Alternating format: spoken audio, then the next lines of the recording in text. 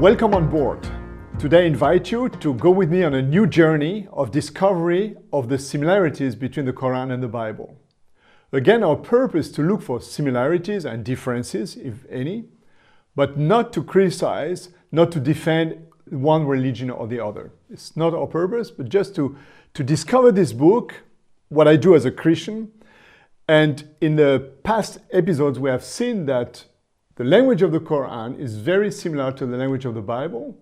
The Arabic alphabet comes from the Syriac alphabet, the simplified Christian alphabet. Most of the Quranic terminology comes from the Bible, from Hebrew, Aramaic. And even the main expression that Muslims use, like Bismillah, Alhamdulillah, Alhamdulillah, Mashallah, Inshallah, Allahu Akbar, Salamu Alaikum, all these expressions are found in the Christian vocabulary long before the Quran. And today, I want to ask a question. Do you think that the God of the Bible, called El in Hebrew, El Elohim, is also in the Quran? It's not about the classical debate we have in Christianity, whether Allah is the same God like God. We're going to talk about this later on. Now, this time, this is the contrary. It's the God of the Bible, El, which we find in Daniel, God is my judge, Nathanael, God has given, Emmanuel, God is with us, Michael, who is like God, and so on, Ezekiel, God is my strength. Is this God in the Quran? And in order to answer this question, we have to consider that almost all Islamic prophets and messengers, so the prophets we find in the Quran, they all have Aramaic, Syriac, or Greek names, which is maybe logical because all the stories of the Quran refers to the Bible. The Quran mentions a lot of stories from the Bible, but does not elaborate on them.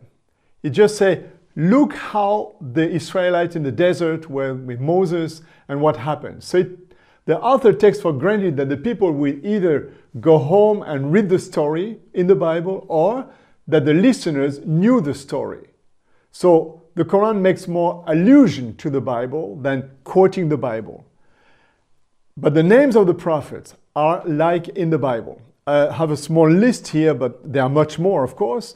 For example, Abel, Adam, Ayub, Job, Daud, David, Harun, Aaron, Ibrahim, Abraham, Elias, Elijah, Isa, Jesus, Ishaq, Isaac, Ismail, Israel, Maryam, Mary, Musa, Moses, Noah, Yaqub, Jacob, Yunus, Jonah, Yusuf, Joseph, etc. So these are names that are very similar. We have to know that both in English and in Arabic, the pronunciation has been adapted. The example is Daud in Hebrew, Daud, which is David in English and Daud in Arabic. So the real name of David is not David, but it's Daud. So it's in the middle between Arabic and English. Yeah, and we have that many times. We notice that Isa is the only word that is coming from the Greek Jesus and not from the Hebrew Yeshua. Otherwise, all the names come directly from the Hebrew and the Aramaic Old Testament. What else can we say? Yes, that some of those names have the name of God inside. The most important is Elijah, El, God, I, my, Jah, Yahweh, the one who is. So the one who is, the eternal one, the Lord, is my God. That's Elijah, which we find in Arabic Elias here. However, there are two things I want to mention today. In the spiritual father's name of the Arabs, of the Muslims, Ishmael, we find El, which is the God, the Hebrew God of the Old Testament. Ishmael, God, El, listens. Now the question is, why don't Muslims say Isma Allah? Isma Allah, Allah listens. Why did they keep the name El in the word Ismael, which is not a Jew, because Ismail was the father of the Arabs?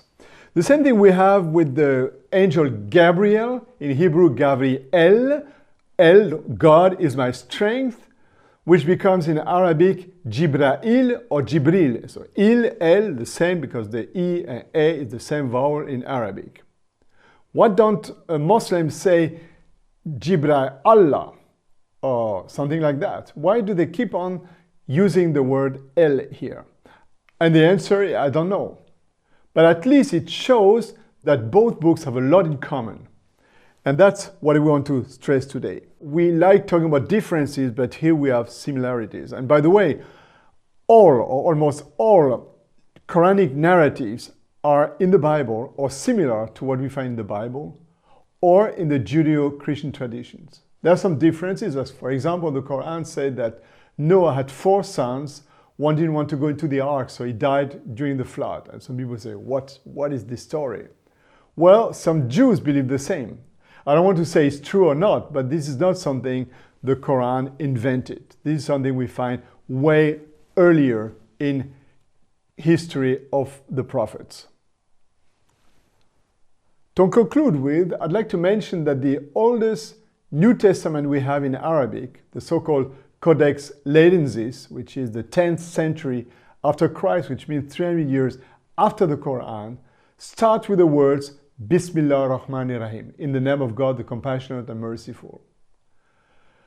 This Bible uses Isa for Jesus, Allah for God, so the same vocabulary 300 years after the Quran. That's something that is very important because it shows that there was no enmity or the desire to separate each other between Muslims and Christians.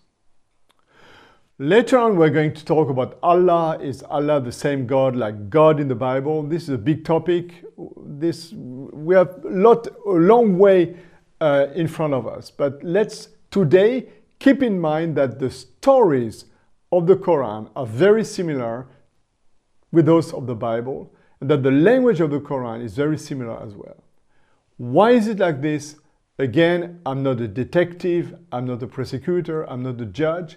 I'm just the small policeman who collects the evidences on the place of the crime or on the place of the accident. It's not my role to give an answer to that. Maybe you can do that.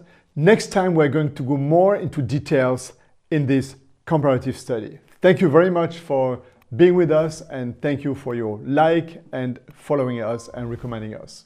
And thank you for your questions also, by the way.